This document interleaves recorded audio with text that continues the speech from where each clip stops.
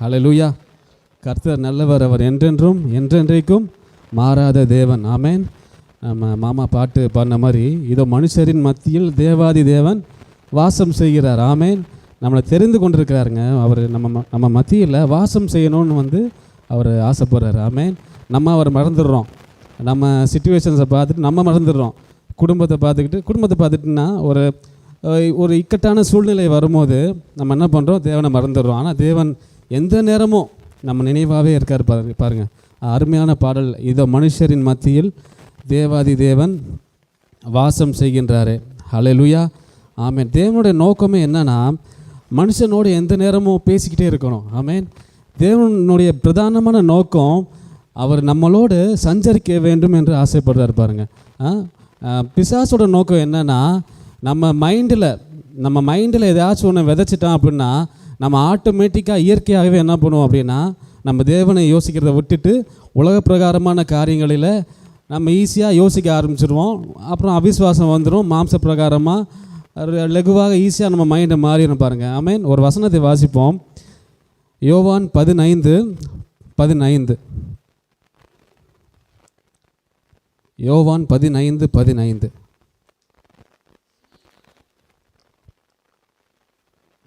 மைக்கில் யாராச்சும் வாசிக்கிறீங்களா?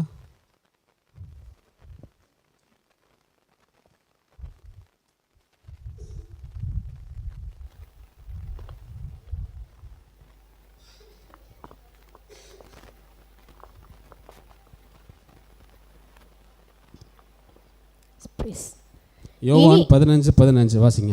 இனி நான் உங்களை ஊழியக்காரர் என்று சொல்லுகிறதில்லை.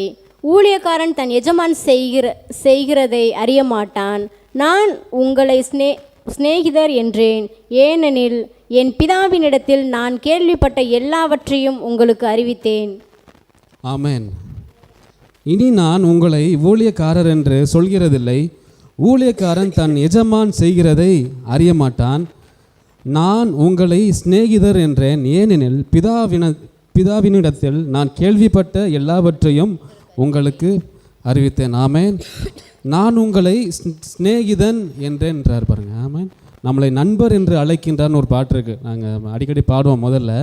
ஸோ தேவனுடைய பிரதானமான நோக்கம் என்ன அப்படின்னா, மனுஷனோடு பேசணும், நம்ம அவரோட பேசணுன்ற காரியத்தை தேவன் எப்பொழுதும் எதிர்பார்க்குறாரு. பாருங்கள், ஆதாமையும் ஏவாளையும் உண்டு பண்ணி ரொம்ப அழகாக உண்டு பண்ணி சகல சிருஷ்டிகளையும் உண்டு பண்ணி ஆதாமை கூப்பிட்டு நீ பேர் வை அப்படின்றார் ஆண்டவர். பேர் வச்சு அழகு பார்த்தார் ஆண்டவர். ஒரு வசனத்தை வாசிப்போம். ஆதியாகமம் 2:19 வாசிப்போம்.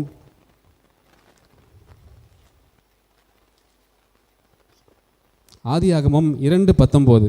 தேவனாகிய கர்த்தர் வெளியின் சகல மிருகங்களையும் ஆகாயத்தின் சகலவித பறவைகளையும் மண்ணினாலே உருவாக்கி ஆதாம் அவர்களுக்கு என்ன பேரிடுவான் என்று பார்க்கும்படி அவைகளை அவனிடத்தில் கொண்டு வந்தார். அந்தந்த ஜீவ சந்துக்கு ஆதாம் எந்தெந்த பேரிட்டானோ அதுவே அதற்கு பேராயிற்று. ஆமென். அவைகளுக்கு என்ன பேரிடுவான் என்று பார்க்கும்படி அவைகளை அவனிடத்தில் கொண்டு வந்தார். அந்தந்த ஜீவ ஜந்துக்கு ஆதாம் எந்த பேரிட்டானோ அதுவே அதற்கு பேராயிற்று. நாம் உருவாக்கப்பட்டதன் முதன்மையான நோக்கம் என்ன என்று கேட்டால் தேவனோடு சஞ்சரிப்பது. ஆமென். அது தேவனோடு சஞ்சரிப்பதை பற்றி நீங்கள் வேதத்தில் அநேக வசனங்களை நீங்கள் பார்த்துருப்பீங்க. யார் ஏனோக்கு சஞ்சரித்தார், நோவா சஞ்சரித்தார் தேவனோடு. ஆமேன். நம்ம இந்த ஊழியத்தின் காரியங்களிலும் சரி, நம்ம நீங்கள் வேலை பார்ப்பீங்க, நிறைய இடத்துல போவீங்க வருவீங்க. நம்ம என்ன பண்ணணும் அப்படின்னா 24 மணி நேரமும் தேவனுடைய சிந்தையோடு இருக்க வேண்டும். ஆமேன். ஆதாமையும் ஏவாளையும் படைச்சு உலகத்தில் அவங்க 2 பேர் தான். தினமும் சாயந்தரம் நேரத்தில் ஆண்டவர் ஆதாமோட ஏவாளோட என்ன பண்ணுவார், பேசுவார். ஆமேன். ஸோ நம்ம சிருஷ்டிக்கப்பட்டதின் நோக்கம் என்ன தெரிஞ்சுக்கிட்டோன்னா, நம்ம கிறிஸ்தவ வாழ்க்கை ரொம்ப லகுவாயிரும். பாருங்கள், அவர் சிருஷ்டிக்கப்பட்டதின் நோக்கம் என்னன்னா அவரோடு சஞ்சரிக்க வேண்டும். நீங்கள் யார் என்ன கேட்டாலும் நான் கிறிஸ்தவனாக இருக்கணும்னா முதல்ல நம்ம பிரகாசமான வாழ்க்கையை நமக்கு வேண்டும். அப்படின்னா தேவனோடு சஞ்சரிப்பது இருக்கணும் நம்ம வாழ்க்கையில். ஒரு மனுஷனுக்கு 3 விதமான ஜெப வாழ்க்கை தேவைங்க. 1 தேவனோடு ஜெபிக்கணும், தனிப்பட்ட ஜெபம். 2வது குடும்ப ஜெபம். 3வது தேவ பிள்ளைகளோடு சபையோடு இல்லை தேவ பிள்ளைகளின் ஐக்கியத்தோடு ஜெபிக்கிறாங்க. பார்த்தீங்களா, இந்த 3 ஜெபமுமே ரொம்ப ஒரு மனிதனுக்கு ரொம்ப முக்கியமான ஒன்று. இது எல்லாவற்றிலும் பார்க்கிலும் முக்கியமான ஒரு ஜெபம் என்னன்னு கேட்டிங்கன்னா தேவனோடு இருக்கிற தனிப்பட்ட ஜெபம். ஆமேன். இதை தான் தேவனும் எதிர்பார்க்குறாரு. பிசாசுனுடைய நோக்கம் என்ன அப்படின்னா, இப்போது அநேக ஊழியர்கள் மத்தியில் பார்த்திங்கன்னா பெரிய ஊழியமாக இருக்கும், ஊழியம் வளர்ந்துரும் பாருங்க, அநேக ஒரு மக்கள் ஆத்மாக்கள் இருப்பாங்க. அவங்க என்ன பண்ணுவாங்க, தேவனோடு செலவிடுகிற டைமை வந்து குறைச்சிடுவாங்க பார்த்துக்கோங்க. ஏன்னா அந்த மாதிரி நிர்வாகம் அட்மினிஸ்ட்ரேஷன் ஆகிரும். இப்போ அநேக கூட்டம் வந்துருச்சுன்னா அடுத்து என்ன, சபையின் ஒரு சில வேலைகள் இருக்கும், அந்த ஃபினான்ஸுக்கு ஒரு தனியாக அட்மினிஸ்ட்ரேஷன் வச்சுருப்பாங்க, ஆஃபீஸ் வச்சுருப்பாங்க, இல்லை அநேக ஒரு காரியங்களின் மத்தியில் தேவனை மறந்து விட்டு என்ன பண்ணுவாங்க, அது பின்னாடியே போயிடுவாங்க. ஆமேன். அந்த நிர்வாகத்துவத்துக்கு பின்னாடியே போகிறதுனால முக்கியமான பங்கு என்னது, தேவனோடு சஞ்சரிக்க வேண்டியதை விட்டுட்டு ஃபுல்லும் சபையோட மக்கள் பின்னாடியும் அதோட பாரம் அதிகமாகி வேதத்தை வாசிக்கிறத விட்டுருவாங்க சில பேர். இப்போ நான் அதை தான் சொல்ல வரேன், நம்ம என்ன தான் அதிகமான பாரங்கள் நம்ம மத்தியில் இருந்தாலும், அநேக வேலைகள் வந்தாலும், எவ்வளோ பெரிய சிச்சுவேஷன்ஸ் இருந்தாலும் தேவனோடு சஞ்சரிக்கிற காரியத்தை விட்டுறவே கூடாது. ஆமேன். சில வசனங்களை பார்ப்போம், யார் யார் தேவனோடு சஞ்சரித்தாங்க அப்படின்ட்டு. ஆதியாகமம் 6:24 பார்ப்போம்.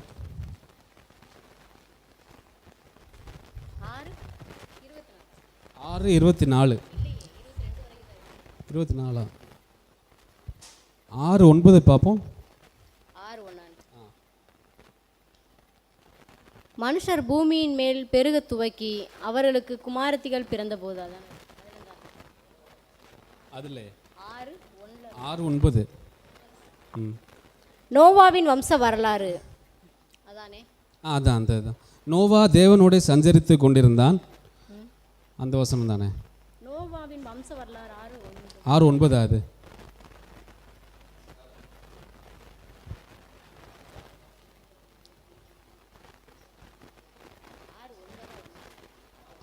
அந்த வசனம் தான் வாசிங்க. நோவாவின் வம்ச வரலாறு. நோவா தன் காலத்தில் இருந்தவர்களுக்குள்ளே நீதிமானும் இருந்தான். நோவா தேவனோடு சஞ்சரித்து கொண்டிருந்தான். ஆமேன். இந்த சஞ்சரிப்பு, இந்த வசனத்தை தான் நான் சொல்கிறேன் பாருங்கள். ஸோ ஆண்டவரோடு கூட உள்ள உறவை நம்ம என்றுமே மறந்து விடக்கூடாது. ஜப வாழ்க்கையை முதல்ல வந்து தேவனோட தினம் டெய்லி வேதத்தை வாசிக்கணும் பாருங்கள். இந்த ஜப வாழ்க்கை நம்ம வாழ்க்கையில் இருந்துச்சுன்னா மிச்ச எல்லா காரியத்திலையும் தேவன் கண்டிப்பாக வெற்றியை நம்மளுக்கு தருவார். இன்னும் சில காரியங்களை வாசிப்போம். கடந்த வாரம் வார்த்தைகளை குறித்து அதிகமாக நம்ம தியானித்தோம். ஆவின்படி எப்படி நடக்க வேண்டும், மாம்சத்தின்படி நடந்தால் என்ன ஆகும், ஆபிரகாமுக்கு பேரை மாற்றின பிறகு என்னென்ன காரியங்கள் நடந்தது, அற்புதங்கள் நடந்தது என்ற காரியங்களை பார்த்தோம். ஒரு தானியேலை குறித்து ஒரு வசனத்தை பார்ப்போம். தானியேல் 10:12 வாசிப்போம்.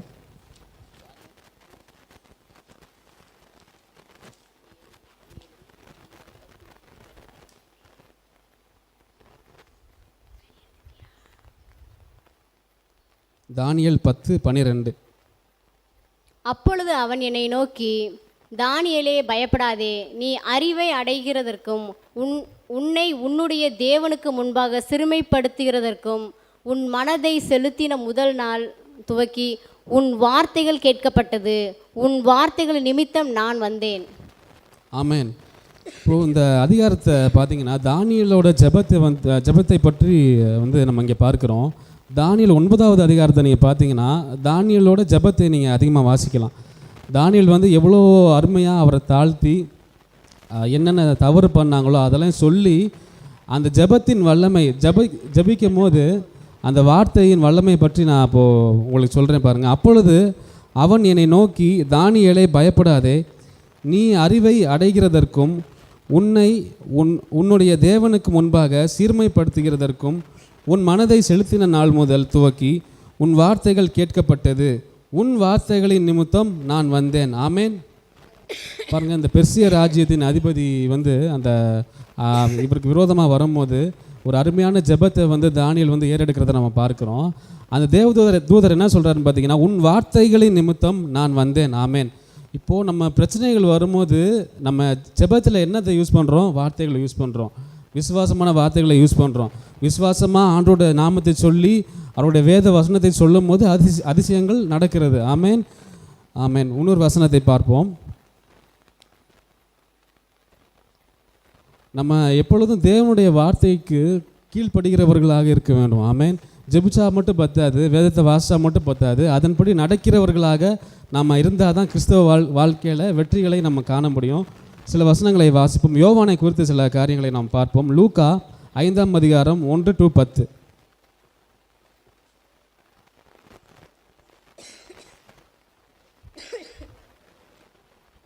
லூக்கா 5:1-10. பின்பு அவர் கெனசரேத்து கடலருகே நின்றபோது திரளான ஜனங்கள் தேவ வசனத்தை கேட்கும்படி அவரிடத்தில் நெருங்கினார்கள். அப்பொழுது கடற்கரையிலே நின்ற 2 படகுகளை கண்டார். மீன் பிடிக்கிறவர்கள் அவைகளை விட்டு இறங்கி வலைகளை அலசி கொண்டிருந்தார்கள். அப்பொழுது அந்த படகுகளில் ஒன்றில் ஏறினார். அது சீமோனுடையதாயிருந்தது. அதை கரையிலிருந்து சற்றே தள்ளும்படி அவனை கேட்டுக்கொண்டு அந்த படவில் உட்கார்ந்து ஜனங்களுக்கு போதகம் பண்ணினார். அவர் போதகம் பண்ணி முடித்த பின்பு சீமோனை நோக்கி, ஆழத்திலே தள்ளி கொண்டு போய் மீன் பிடிக்கும்படி உங்கள் வலைகளை போடுங்கள் என்றார். அதற்கு சீமோன், ஐயரே, முழுவதும் நாங்கள் பிரயாசப்பட்டும் ஒன்றும் அகப்படவில்லை, ஆகிலும் உம்முடைய வார்த்தையின்படியே வலையை போடுகிறேன் என்றான். ஆமென். முழுவதும் பிரயாசப்பட்டோம், ஒன்றும் அகப்படவில்லை, ஆகிலும் உம்முடைய வார்த்தையின்படியே வலையை போடுகிறேன் என்றார். நம்ம தேவ பிரசன்னத்தில் இருக்கும்போது ஊழியத்தில் ஒரு வார்த்தையை ஆண்டவர் கொடுத்தாரு சொன்னார்னா நம்ம அதன்படியே உடனே கீழ்ப்படியணும். அவர் என்ன சொல்கிறாரோ அதை செய்யுங்க. காணவர் கல்யாணத்தில் அவர் என்ன சொல்கிறாரோ அதன்படியே செய்யுங்கள். அது கரெக்டாக தப்பா, இது நடக்குமா நடக்காதான்ற அறிவு என்ன அறிவுனா உலக அறிவு. நன்மை தீமை அறியத்தக்க கனியை நீ சாப்பிடாத அப்படின்னு ஆண்டவர் சொல்லிட்டாருன்னா சாப்பிடக்கூடாது. ஆமென். அப்புறம் சர்ப்பம் வந்து வஞ்சிக்கிறது அவங்கள. என்றைக்கு ஒரு காரியம் வந்து தேவன் கொடுத்துட்டாரு, கொடுத்த வார்த்தைகள் மேலே நம்பிக்கை இல்லாமல் சந்தேகப்பட்டு நம்ம ஆராய்ந்தோம் அப்படின்னா அது அவிசுவாசத்திற்கு ஏதுவான காரியம். ஆமென். நம்ம இயேசு நாமத்தில் நான் சுகமானேன் அப்படின்னு சொல்லுவோம். நம்ம செல்லில் எதுலையாச்சும் பார்க்கும்போது அந்த நோயை குறித்து யாராச்சும் பேசுவாங்க, பார்த்துக்கோங்க. ஆமென். அந்த நெகட்டிவான காரியங்களை நம்ம கேட்கும் போது என்ன ஆட்டோமேட்டிக்காக அந்த அவிசுவாசம் உண்டாகும். உடனே என்ன பண்ணுவோம், இப்போது லேட்டஸ்ட் டெக்னாலஜியில் என்ன பண்ணுறாங்க, செல் எடுத்து இந்த நோய் வந்தால் என்ன ஆகும் அப்படின்னு போட்டு பார்ப்பாங்க. இப்படி இருந்துச்சுன்னா என்ன ஆகும்? அதுதான் ஆண்டவர் சொல்கிறார், நன்மை தீமைன்றதை நீ அறிய வேண்டான்றாரு. Knowledge of good or evil, நன்மை தீமைன்றதை அறிய நீ போயிட்டாலே தேவ வார்த்தையை நீ விட்டுட்டு போகிறன்னு அர்த்தம். கிறிஸ்தவ வாழ்க்கையை வந்து கடிவாளத்தை போட்டு நடந்து கொண்டு போக வேண்டும். தேவன் என்ன வார்த்தையை சொல்கிறாரோ அதை கேட்டுட்டு அதன்படியே செய்ய வேண்டும்.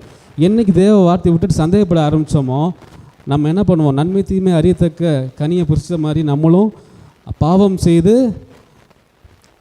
நீதிமான் இல்லாமல் அசுத்தமாயிடுவோம். தேவனுக்கு பிரியமில்லாத காரியத்தை செய்து விடுவோம். பேதுருவை குறித்து பார்க்கும்போது முழுவதும் பிரயாசப்பட்டோம், ஒன்றும் அகப்படவில்லை, ஆகிலும் உம்முடைய வார்த்தையின்படியே வலையை போடுகிறேன். பேதுருவை குறித்து நம்ம பார்க்கும்போது வேதத்தில் சொல்லுது பாருங்கள், பேதுரு மாதிரி ஒரு பெஸ்ட்டு ஒரு ஃபிஷர்மேன், அவனை மாதிரி ஒரு எக்ஸ்பீரியன்ஸ்டு ஒரு அனுபவம் உள்ள ஒரு மீன் பிடிக்காரன் யாரும் இல்லையா.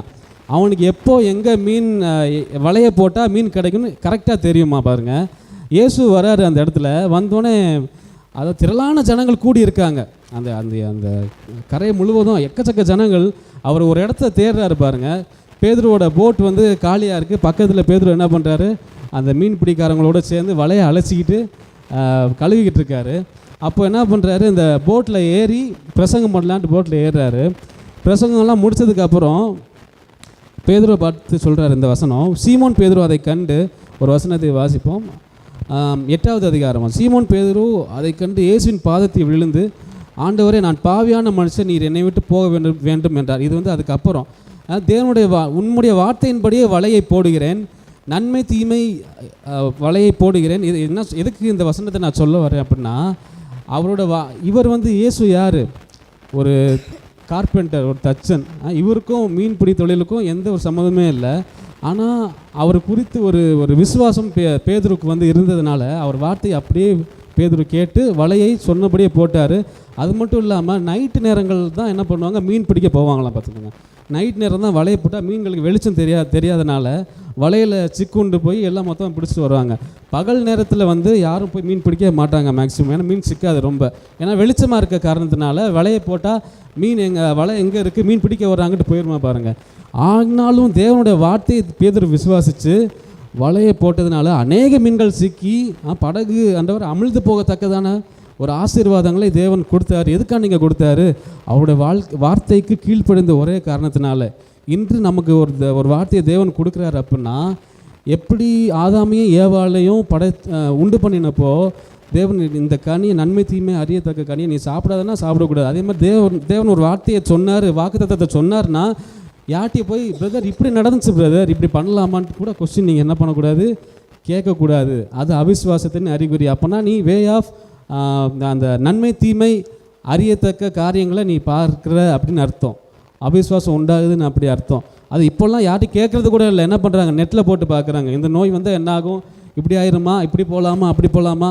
தேவன் மேலே விசுவாசம் வச்சேன்னா தேவனுடைய காரியத்துக்கு கேளு, தேவன் உன்னை ஆசீர்வதிப்பார், உன்னுடைய காரியங்களை வெற்றி சிறக்க பண்ணுவார் கண்டிப்பாக. இல்லை நீ உலக பிரகாரமாக போனேன்னா அது மட்டும் அந்த வழியில் மட்டும் இதில் போகக்கூடாது. ஆமேன். அனலாரி இல்லை குளிரா இல்லை இரு, அப்போ தான் தேவன் உன்னை ஏதாச்சும் ஒரு வகையில் இருந்தால் தான் தேவன் உன்னை ஆசீர்வதிப்பார். அதுக்கப்புறம் பாருங்கள், சீமோன் பேதுரு அதை கண்டு இயேசுவின் பாதத்தில் விழுந்து, ஆண்டவரே நான் பாவியான மனுஷன், நீர் என்னை விட்டு போக வேண்டும் என்றார். பாருங்க, தகுதியில்லாத மனுஷனை ஆண்டவர் தேடி வரார். ஆமேன். அவர் ஒரு ஒரு அற்புதம் நடந்தோடனே என்ன பேதுரு என்ன சொல்கிறாரு, ஆண்டவர் நான் தகுதியில்லாத மனுஷன் என்னை விட்டு போய்விடும் அப்படின்றார்.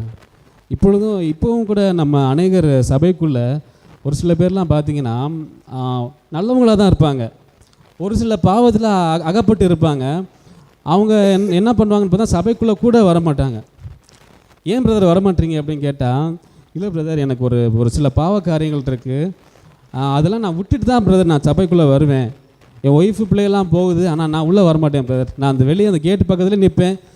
சபைக்கு போகும்போது அவங்க மட்டும் உள்ளே போவாங்க, ஆராதிப்பாங்க, நான் வெளியே நின்று கேட்டுட்டு வந்துடுவேன் பிரதர் அப்படின்னுவார். எதுக்கு பிரதர்னு கேட்டால், இல்லை பிரதர் நான் பாவியான மனுஷன், என்னோடய பாவத்தெல்லாம் ஆண்டவர் மன்னிக்க மாட்டார் அப்படி சொல்கிறவங்களும் இருக்காங்க இப்போவுமே. ஆண்டவர் என்ன சொல்கிறாரு, நான் உன்னை மன்னிக்கிறேன், நீ உள்ளவா, அதுக்கப்புறம் நீ பாவம் செய்யாமல் இரு. ஆமேன். நீ பாவம் செய்யாமல் இருந்தால் தான் உள்ளே வரணும் அப்படின்னா ஒருவனாலும் முடியாது. ஆமேன். நியாயப்பிரமாணத்தை நாம் நிறைவேற்ற நம்மளால் முடியவே முடியாது. தேவன் இயேசு நமக்காக நிறைவேற்றினார். நம்ம இந்த ஊழியர் செய்கிற மத்தியில் நம்ம பார்க்கும்போது அநேகர் நம்ம பாவிகளை மீட்கவே இயேசு வந்தாருங்க. நம்ம ஒருவனையும் ஒரு காலம் ஒதுக்கவே கூடாது. இவன் இந்த பாவம் செஞ்சான், அது இப்போ உள்ள சில பரிசுத்தவான்கள்லாம் யார் பிரதர் ஒரு 4 பேர் சேர்ந்துக்கிட்டாங்கன்னா ஒருத்தனை பற்றி குறை தான் பேசுகிறாங்க. இப்போ உள்ள ஊழியக்காரவங்க ஜெபிக்கிறது கூட இல்லை, ஆனால் ஜெபன்ற பேரில் ஒன்று கூடி உட்காந்துக்கிட்டு என்ன பண்ணுவாங்க, பிரதர் அவரை பற்றி தெரியுமா, இப்படி ஆயிடுச்சாமே பிரதர், அவரெல்லாம் கூப்பிடாதீங்க பிரதர், சபைக்கு கூப்பிடாதீங்க, அவரெல்லாம் நீங்கள் பயன்படுத்தக்கூடாது, அவர் எவ்வளோ பெரிய ஒரு மோசமான ஆள் அப்படி பேசுகிறவங்க இருக்காங்க. ஆனால் உண்மையாகவே பார்த்தீங்கன்னா அவர் மனம் திரும்பி நல்லவராக மாறி இருப்பார். குறை கூறுவது மாதிரி ஒரு பெரிய பாவம் எதுவுமே இல்லை. பிசாசு நம்மளை குறை கூறினதுனால தான் இயேசுவை தேவன் அனுப்பினார். நம்ம ஒரு நாள் யாரையும் பற்றி அவன் கெட்டவனாகவே இருந்தால் கூட யாரையும் பற்றி நம்ம வாயால் குறை கூறி நம்ம சிக்குண்டு போகக்கூடாது பாருங்கள். அப்படி குறை நீங்கள் கூறுனீங்கன்னா நியாய தீர்ப்பு நாளிலே தேவன் உங்களுக்கு முன்பாக அவர் உங்களை குறை சொல்லுவார் கண்டிப்பாக. ஆமேன். அந்த விபச்சார ஸ்திரீ பிடிப்பட்டப்போ இயேசு கீழே குனிஞ்சு எழுதுறாருங்க. அவரை சுற்றி நின்றவங்க எல்லாம் அந்த ஏரியாவில் இருந்த முக்கியமான ஒரு பொறுப்பில், சபைகளில் பொறுப்பில் உள்ளவங்க, போதகர் எல்லாமே நின்றுருந்தாங்க. ஆமேன்.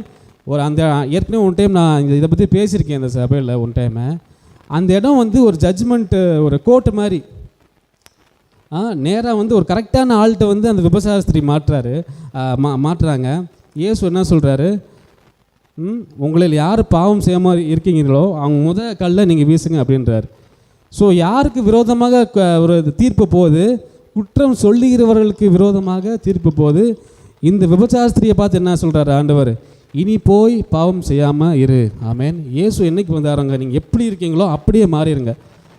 இல்லை நான் என்னோடய பரிசுத்தத்தை வச்சு நான் என்னோடய சொந்த முயற்சியில் என்னைக்கு நான் திருந்தி பரிசுத்தமாக வாழ்கிறேனோ அன்றைக்கி தான் ஆண்டவரே நான் உங்களை வேதத்தை எடுத்து வாசிப்பேன், அன்றைக்கி தான் உங்களை கையை நீட்டி இப்படி அசைச்சு வர்ஷிப் பண்ணுவேன் அப்படின்னு நீங்கள் சொன்னீங்கன்னா உங்களால் ஒரு நாளும் உள்ளே வரவே முடியாது. நான் என்ன சொல்கிறேன், இந்த மன்னிப்பை ஏற்றுக்கொண்டீங்கன்னா அன்னையிலேருந்து நீங்கள் பாவம் செய்ய மாட்டீங்க ஆட்டோமேட்டிக்காக. அதை சொல்ல வரேன். நீங்கள் பாவத்தை நிலைத்திருங்கன்னு சொல்ல வரல, இந்த மனம் திரும்புதலுக்கு ஏற்ற மன்னிப்பு. ஆமேன். பழைய ஏற்பாட்டு காலத்தில் நீ இது செஞ்சால் தான் உள்ளே வரணும். நீ எதுவுமே இந்த விதிகளெல்லாம் பின்பற்றினா தான் வரணும். ஸோ இயேசு நமக்காக நிறைவேற்றி விட்டார். இப்போ என்ன பண்ணும் அப்படின்னா, நம்ம கூட நம்ம ஊழியம் பார்க்குற இடத்துலையும் சரி, எங்கே போனாலும் எல்லாத்தையும் நேசிக்கணும் முதல்ல. ஆமேன். இவன் சின்னவன், இவன் பெரியவன், இவன் பாவம் செஞ்சவன், இவன் அக்கிரமம் செஞ்சவன்ட்டு யாரையும் ஏற்றத்தாழ்வு இல்லாமல் எல்லாரும் நமக்கு வேணும். பாவியை ரட்சிக்கவே இயேசு வந்தார். சகேய வீட்டுக்கு போனார். அவர் போன உடனே அவன் பாவத்தை அவன் விட்டுட்டான். ஆமென். அவன் எவ்வளோ ஒரு மோசமாக, எவ்வளோ ஒரு அநியாயமாக வாங்கின கடனை எல்லாம், வட்டியெல்லாம் திரும்பவும் சகையை என்ன பண்ணிட்டார்? இயேசு என்ன சொன்னார்? நீ சகையை பார்த்து நீ மனம் திரும்பி ஒழுக்கமுள்ளவனாக இரு, அப்போ தான் நான் உன் வீட்டுக்கு வருவேன் அப்படின்னு சொன்னாரா? நான் வரேன், நீ நல்லவனை மாறிடுவேன். அதே தான் இங்கே பேதுரு. நான் உன்னை மாற்றிட்டேன், நீ அந்த ஒரு மன்னிப்பு வந்தோடனே, அந்த ஒரு குற்ற உணர்ச்சி வந்தோடனே என்ன சொல்கிறாரு பேதுரு? ஆண்டவரே, நான் பாவியான மனுஷன், நீங்கள் போயிருங்க அப்படின்றாரு. நீ தான் எனக்கு வேணும், ஒரே வார்த்தை தான் சொல்கிறாரு. பின்னாடி போட்டு கீட்டு பிஸ்னஸ் எல்லாத்தையும் விட்டுட்டு பேதுரு என்ன பண்ணுறாரு? இயேசு பின்னாடி போயிட்டார். அந்த வசனத்தை வாசிப்போம். அப்பொழுது 10ஆம் வசனம், அப்பொழுது சீமோனை நோக்கி, பயப்படாதே, இது முதல் நீ மனுஷனை பிடிக்கிறவனா இருப்பாய் என்றார். ஆமென். அதுக்கு முன்னாடி 8வது வசனம், சீமோன் பேதுரு அதை கண்டு இயேசுவின் பாதத்தில் விழுந்து, ஆண்டவரே, நான் பாவியான மனுஷன், நீர் என்னை விட்டு போக வேண்டும் என்றார். அப்பொழுது சீமோனை நோக்கி, பயப்படாதே, இது முதல் நீ மனுஷனை பிடிக்கிறவனா இருப்பா என்றார். 11வது வசனத்தை பார்ப்போம். அவர்கள் படவுகளை கரையிலே கொண்டு போய் நிறுத்தி எல்லாவற்றையும் விட்டுவிட்டு அவருக்கு பின் சென்றார்கள். ஆமென். ஒரு வார்த்தை ஆண்டவர் வந்தாருங்க. பாவியான ஒரு பேதுரு என்ன பண்ணா? ஆண்டவரே, நான் பாவி அப்படின்ட்டு நான் உங்க கூட வரமாட்டேன், என்னை விட்டு போயிருங்கன்னு சொன்ன மனுஷனை அவர் மன்னிப்புனால ஒரு வார்த்தை சொல்கிறாரு. என்னென்ன பிஸ்னஸ், என்னென்ன மீன்பிடி தொழில் என்னென்ன பண்ணாரோ, அந்த படவுலாம் இவ்வளோ ஒரு காஸ்ட்லியான ஜாமான் அதெல்லாம் விட்டுட்டு அவர் பின்னாடி போயிட்டார் பாருங்க. அவரோட ஒரு வார்த்தை இந்த அற்புதங்களை செய்தது. ஆமென். எதனால செய்தது? அவர் கீழ்ப்படிந்ததுனால. தேவனுடைய வார்த்தைக்கு என்று நம்ம கீழ்ப்படுகிறோமோ அன்றைய தினத்தில் இருந்தால் நம்ம வாழ்க்கையில் அற்புதங்களை நம்ம காண முடியும். கனி கொடுக்குற வாழ்க்கையை நம்ம கனி இல்லாத வாழ்க்கையாக இருக்கக்கூடாது. ஒரு கிறிஸ்தவனாக இருந்தால் கனி கொடுக்குற வாழ்க்கையை தான் இருக்கணுமே தவிர கனி இல்லாமல் யாருமே இருக்க முடியாது. நம்ம கனி கொடுக்குற வாழ்க்கை வாழ வேண்டும் என்றால், நானே மெய்யான திராட்சை செடி வசனம் வாசிக்கிறோம்ல, அவரோடு நம் நிலைத்திருந்தால் தான் இந்த கனி கொடுக்குற வாழ்க்கை நம்மளால் வாழ முடியும். ஆமென். இன்னொரு வசனத்தை வாசிப்போம். தேவனுடைய அன்பில் நம்ம நிலைத்திருக்கணும் பாருங்கள். நம்ம அன்பு என்றைக்குமே ஃபெயிலியர். ஆண்டவரே, உங்களுக்காக நான் இப்படி பண்ணுறேன் ஆண்டவரே. சில பேர் ஊழியத்துக்குள்ளே வந்தோடனே, பிரதர் எனக்கு பெரிய தரிசனத்தை ஆண்டவர் கொடுத்துருக்கார் பிரதர். ஒரு கிட்டத்தட்ட ஒரு கோடி பேர் உட்கார்ற மாதிரி, 1 கோடி பேர் போகிற மாதிரி, கோடியில் தான் இருக்கும் அவங்க எண்ணிக்கையெல்லாம் பார்த்தீங்கன்னா ரொம்ப பெருசாக இருக்கும். பட் தேவன் தரிசனத்தை கொடுப்பார். ஆனால் அவர் சித்தத்தின்படி ஏற்ற வேளையில் கொடுப்பார். ஆனால் மாம்ச பிரகாரமாக இயேசு கூடவே இருந்த ஒரு சீசனை, ஆண்டவரே உங்களுக்காக நான் உயிரே கொடுப்பேன், உங்களுக்காக நான் எதுனாலும் பண்ணுவேன், உங்களுக்காக ஒரு படையவே அடித்து கொண்டுருவேன் அப்படின்னு சொன்ன ஒரு சீசனை சேவல் கூவுகிறதுக்கு முன்னமே 3 முறை மறுதளித்தான். ஆமென். இப்படி தான் நம்ம செஞ்சிட்ருக்கோம். ஆண்டவரே, நான் 100 நாள் உபவாசம் இருந்து ஜெயிப்பேன் ஆண்டவரே, என்னால் முடியும் ஆண்டவரே, நான் அப்படி பண்ணுவேன். இது எல்லாம் எதை குறிக்கின்றது என்றால், நம் மாம்சத்தை குறிக்கிறது. மாம்ச சிந்தை மரணம், ஆவின் சிந்தையோ ஜீவனும் சமாதானமுமான். ஆமென். நீங்கள் ஒரு விஷயத்தை மாம்சத்தில் எடுத்துட்டிங்கன்னா கண்டிப்பாக தோல்வின்றதை மறந்துடக்கூடாது. சில காரியங்களை பார்ப்போம். தேவனுடைய அன்பில் எப்படி நிலைத்திருக்க வேண்டும் என்ற காரியத்தை பார்ப்போம். மத்தேயு 26:33.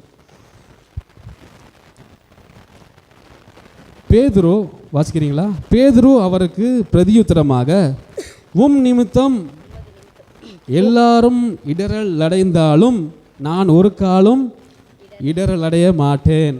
பேதுருவோட வார்த்தையை பார்ப்போம். 26:34 பார்ப்போம். இயேசு அவனை நோக்கி, இந்த ராத்திரியிலே சேவல் கூவுகிறதற்கு முன்னே நீ என்னை 3 தரம் மறுதலிப்பாய் என்று மெய்யாகவே உனக்கு சொல்லுகிறேன் என்றார். ஆமென். அது இயேசு சொல்றாரு கடைசியா. 26:35 வாசிப்போம். அதற்கு பேதுரு, நான் உம்மோடே மரிக்க வேண்டியதாய் இருந்தாலும் உம்மை மறுதலிக்க மாட்டேன் என்றான். சீசர்கள் எல்லாரும் அப்படியே சொன்னார்கள். ஆமென். அதற்கு பேதுரு, நான் உம்மோடே மரிக்க வேண்டியதாக இருந்தாலும் உம்மை மறுதளிக்க மாட்டேன் என்று பேதுரு சொல்கிறார் பாருங்க. 13:8. பேதுரு அவரை நோக்கி, நீ ஒரு காலம் என் கால்களை கழுவப்படாது என்றான். நான் கழுவாவிட்டால் என்னிடத்தில் உனக்கு பங்கில்லை என்றார். பேதுரு நல்ல ஒரு விசுவாசமான ஒரு சீசன் தான் பாருங்கள். இருந்தாலும் ஒரு அநேக காரியங்கள் வந்து பேதுருவிட்ட வந்து பார்க்கும்போது நம்ம லைஃப்பில் ஒரு எக்ஸாம்பிளாக அதை எடுத்துக்கலாம்.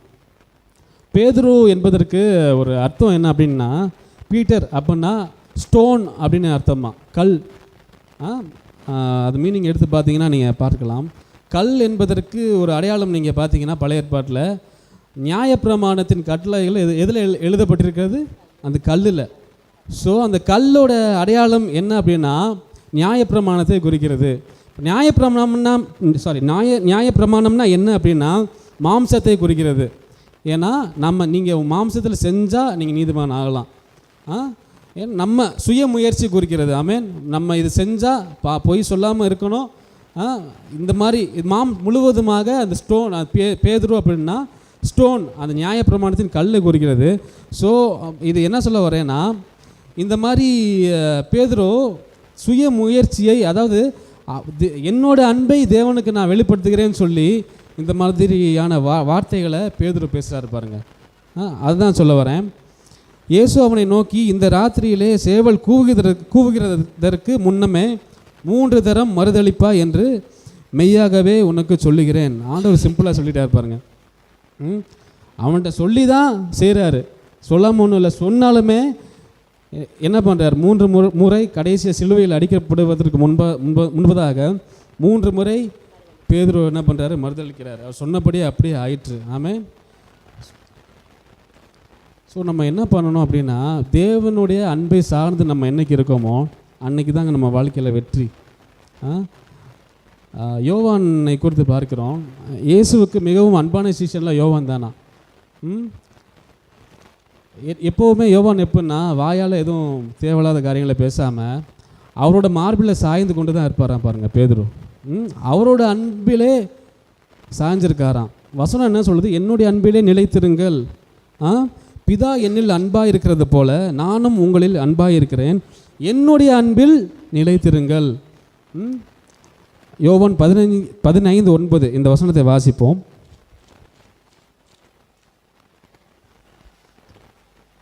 பிதா என்னில் அன்பாய் இருக்கிறது போல நானும் உங்களில் அன்பாய் இருக்கிறேன், என்னுடைய அன்பிலே நிலைத்திருங்கள். பிதா என்னில் அன்பாய் இருக்கிறது போல நானும் உங்களில் அன்பாய் இருக்கிறேன், என்னுடைய அன்பில் நிலைத்திருங்கள். ஆமேன். இப்போ யோவானும் பேதுருவும் ரொம்ப இயேசுவுக்கு நெருங்கிய சீஷர்கள் தான் பாருங்கள். இருந்தாலும் பேதுருவோட யோவான் தேவனுடைய அன்பில் சார்ந்து இருந்ததுனால இயேசு மரிக்கும் வரையில் கூடவே இருந்தார் பாருங்க. ஏன்னா அவர் தேவனுடைய அன்பில் சார்ந்து இருக்கார். சுய அன்பில் சார்ந்த பேதுரு 3 முறை இயேசுவை மறுதளித்தார். ஆனால் தேவனுடைய அன்பில், இயேசுவின் அன்பில் அவரை, ஆண்டவர் நீ சொல்லும் அடியேன் கேட்கிறேன், ஆண்டவரை உம்முடைய வார்த்தையை சொல்லுங்கள், நான் அதன்படியே செய்கிறேன். எப்பொழுதும் அவருடைய அன்பை சார்ந்து இருந்ததுனால கடைசி வரையும் கூட இருந்த சீசன் யாருன்னு கேட்டிங்கன்னா யோவான் தான். கடைசி வரையும் அப்படி இருந்தும் கூட இயேசு மரித்து திருப்பி உயிரோடு எழுந்தபோது பேதுருவை தேடி வராரு. ஆமேன். இதுதாங்க இதில் ரொம்ப ஹைலைட்டான ஒரு பகுதியை. இத்தனை முறை மறுதளித்து இருந்தால் கூட என்ன செய்கிறார்? ஆண்டவர் பேதுருவை தேடி வராரு. ஆமேன். அதுதான் ரொம்ப முக்கியமான காரியம். யோவான் 13:23 வாசிப்போம். இயேசுவுக்கு அன்பான சீஷன் அவருடைய மார்பிலே சாய்ந்து கொண்டிருந்தான் என்ற வசனம் வாசிக்குது. இது யாருன்னா யோவான் தான், இயேசுவுக்கு அன்பான சீஷன்.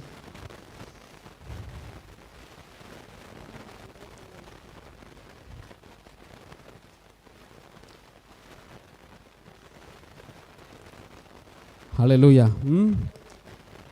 ஸோ நம்ம சில காரியங்களை பார்த்தோம். இதோட முடிச்சிடுவோம். நீங்கள் சீக்கிரமே ஆரம்பித்தாச்சு, 11 கரெக்டாக முடிச்சிடுவோம். ஸோ நம்ம தேவனுடைய அன்பில் யார் சார்ந்திருக்கிறார்களோ கண்டிப்பாக வெற்றியை நம்ம வாழ்க்கையில் காணலாம் பாருங்கள். பேதுருவை போல் நம்ம தேவையில்லாத வார்த்தைகளை மாம்ச பிரகாரமாக ஆண்டவர்கிட்டே பாருங்கள் வாய்களை இந்த மாதிரி, ஆண்டவர் உமக்காக நான் எதுனாலும் செய்வேன், ஆண்டவரை உமக்காண்டு உயிரை கூட கொடுப்பேன் என்று சொன்ன பேதுரு தான் தேவன் சொன்ன மாதிரியே, இயேசு சொன்ன மாதிரியே 3 முறை அவரை காட்டி கொடுத்ததுக்கு சமானம். ஸோ நம்ம அந்த மாதிரி காரியங்களை விட்டு யோவானை போல் தேவனுடைய அன்பில் சார்ந்திருந்தோம்னா வெற்றியை கண்டிப்பாக நம்ம லைஃப்பில் பார்க்க முடியும். சார்ந்திருக்கிறது அப்படின்னா என்ன? நான் ஆரம்பத்தில் சொன்ன மாதிரி தேவனோடு சஞ்சரிக்கிறது பாருங்கள். நீங்கள் எனி டைம் வேலை பார்க்கும் போது கூட நீங்கள் வாய் வழியாக பேசலாம், அந்நிய பாஷைகளில் பேசலாம், போனோம் லாஸ்ட் வீக் பார்த்தோம்ல, அந்நிய பாஷையோட வல்லமை எப்படி இருக்கு, வல்லமை எப்படி கிரியை செய்யும்னு நம்ம பார்த்தோம். வாயின் வார்த்தைக்கு அவ்வளோ வல்லமை இருக்குது. தானியேலை குறித்து நம்ம பார்த்தோம். தானியேலை குறித்து பார்க்கும்போது ஒரு எக்ஸாம்பிள் என் லைஃப்பில் நடந்த ஒரு எக்ஸாம்பிள் வந்து ஞாபகத்துக்கு வந்துச்சு. ஏன்னா தானியேல் மிகவும் ரொம்ப ஒரு தாழ்த்தி ஜெபிக்கும் போது அற்புதங்கள் நடக்குது பாருங்கள். தேவதூதர் வந்து ஒரு வசனம் அதில் வரும், பிரதான அதிபதி மிகாவேல் உதவியாக வந்தான்னு சொல்லி வந்த தேவதூதர் சொல்லுவார். எதுக்கு அப்படின்னா, அந்த பெர்சியா ராஜாவும் பாருங்கள், நம்மளுக்கு விரோதமாக சில காரியங்கள் செயல்படும் போது ஆவிக்குரிய உலகத்திலையும் சில போராட்டங்கள் நடக்கும், சில யுத்தங்கள் நடக்கும். அப்போ அந்த மிகாவேல் தூதர் என்ன சொல்கிறாருன்னா, பிரதான அதிபதி மிகாவேல் உதவியாக வந்தான். நம்ம ஜெபிக்காத வரைக்கும் நம்மளுக்கு விரோதமாக ஏவப்படுகிற சில காரியங்கள் இந்த ஆவியின் உலகத்தில் தடை பண்ணி கொண்டு இருக்கும். நீங்கள் என்றைக்கு தேவனுடைய வார்த்தையை சொல்லி ஜெபிக்கிறீங்களோ அந்த காரியங்களை தேவன் வந்து கட்டவிழ்ப்பார். கண்மலையை பார்த்து பேசு அப்படின்னாரு. எதுக்குன்னா, வார்த்தையை பேசும்போது ஜீவன் உண்டாகும். ஜீவன் உண்டாகும் போது அற்புதங்கள் நடக்கும். ஸோ நம்ம வார்த்தையின் வல்லமை குறித்து அதிகமாக பார்த்தோம். இப்பொழுது கூட கண்களை மூடி ஜெபிப்போம். ஸ்தோத்திரம் ஆண்டவரே, நன்றி நன்றி அப்பா, நன்றி.